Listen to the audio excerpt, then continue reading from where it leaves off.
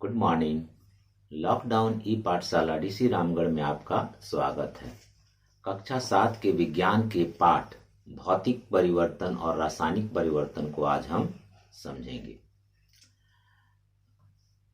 परिवर्तन अनेक तरह के होते हैं। तीव्र परिवर्तन, मंद परिवर्तन, उत्कर्मण्य परिवर्तन, अनुत्कर्मण्य परिवर्तन, नियंत्रित परिवर्तन, अनियंत्रित परिवर्तन। इन सभी परिवर्तनों को हम मुख्य रूप से दो भागों में बांट सकते हैं। क्या? भौतिक परिवर्तन एवं रासायनिक परिवर्तन। जितने भी तरह के परिवर्तन हैं तो ये मुख्य रूप से दो भागों में उसको हम बांट सकते हैं।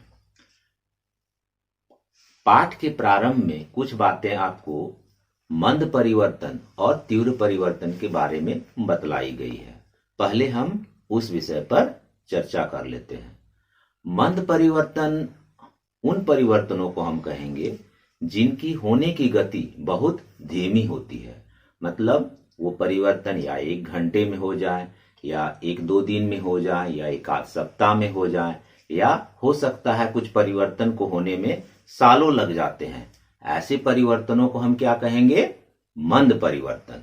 तो मंद परिवर्तन, जो परिवर्तन धीमी गति से होते हैं उन्हें हम मंद परिवर्तन कहते हैं। जैसे बीज से वृक्ष का बनना। अब एक बीज है, उससे वृक्ष बनने में अनेक वर्ष का समय लगेगा, तो ये परिवर्तन कैसा होगा? मंद परिवर्तन। दूध से दही बनना, इसमें भी दूध से दही बनने में कई घंटे लग जाते हैं, तो ये कैसा परिवर्तन होगा? मंद परिवर्तन। नाखूनों का बढ़ना, हमारे नाखून एकाएक तो नहीं बढ़ते, इनको बढ़ने में समय लगता है, 1 सप्ताह का समय लगता है, इसलिए ये भी मंद परिवर्तन है। बालों का बढ़ना, वो भी क्या है? मंद परिवर्तन। तो ऐसे परिवर्तनों को जो कुछ समय लेते हैं, जिनकी होने की गति धीमी होती है, उसे हम मंद परिवर्तन कहेंगे। अब आते हैं तीव्र परिवर्तन।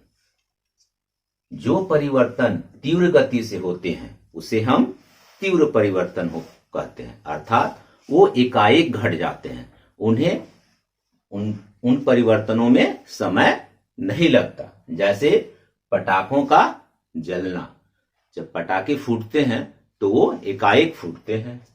गुब्बारे का फूटना, इसमें भी समय नहीं लगता। बादल का फटना, इसमें भी समय नहीं लगता। ये हमें समझने का मौका नहीं देते, इसलिए ऐसे परिवर्तनों को हम तीव्र परिवर्तन के में रखेंगे। अब ये सारे परिवर्तन, जैसा कि पहले हम जान चुके कि जो भी परिवर्तन है उन्हें हम मुख्य रूप से दो भागों में बांट सकते हैं, भौतिक एवं रासायनिक परिवर्तन।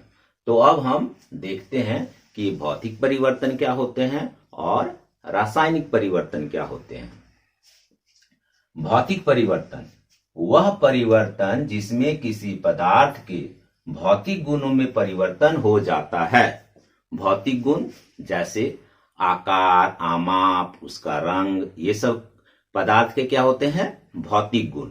और इन गुणों में अगर परिवर्तन होता है तो उस परिवर्तन को हम क्या बोलेंगे? भौतिक परिवर्तन। जैसे कागज के टुकड़े करना। एक कागज लेते हैं, उसे फाड़ के हम छोटे छोटे टुकड़े कर देते हैं, तो वह कागज ही रहता है, छोटे टुकड़े के रूप में भी कागज रहता है, केवल उसका साइज छोटा हो गया। इसलिए वैसा वह परिवर्तन क्या होगा? भौतिक परिवर्तन।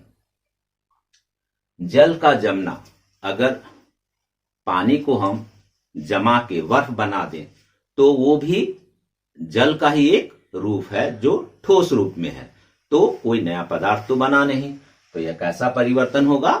भौतिक परिवर्तन।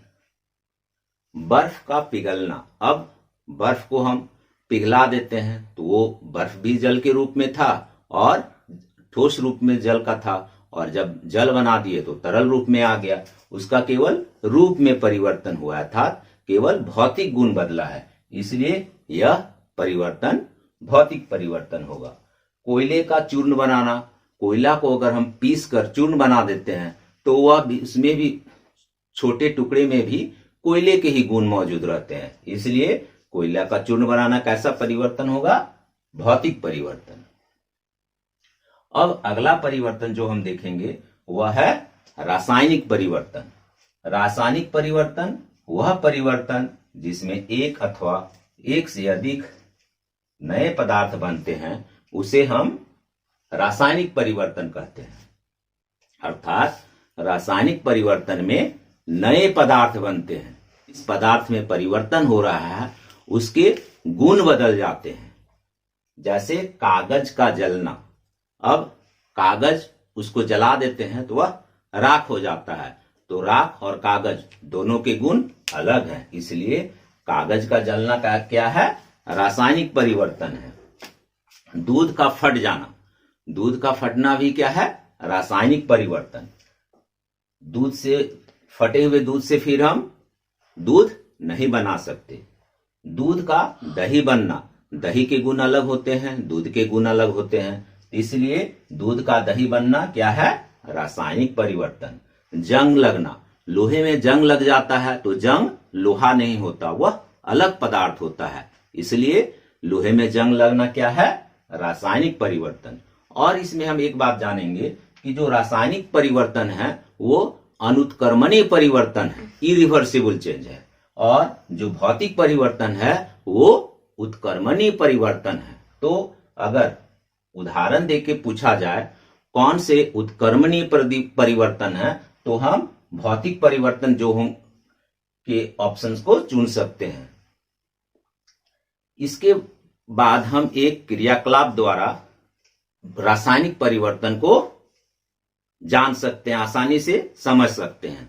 एक मैग्नीशियम का फीता ले लेते हैं हम और उसे सैंड पेपर से अच्छे से साफ करने के बाद कैंडल में कुछ देर रखने पर वह बहुत ही तेज गति से सफेद प्रकाश के साथ जलना प्रारंभ कर देता है, जिसमें हम देखेंगे मैग्नीशियम ऑक्सीजन के साथ रिएक्शन करके मैग्नीशियम ऑक्साइड बनाता है जो एक सफेद राख के रूप में रहता है।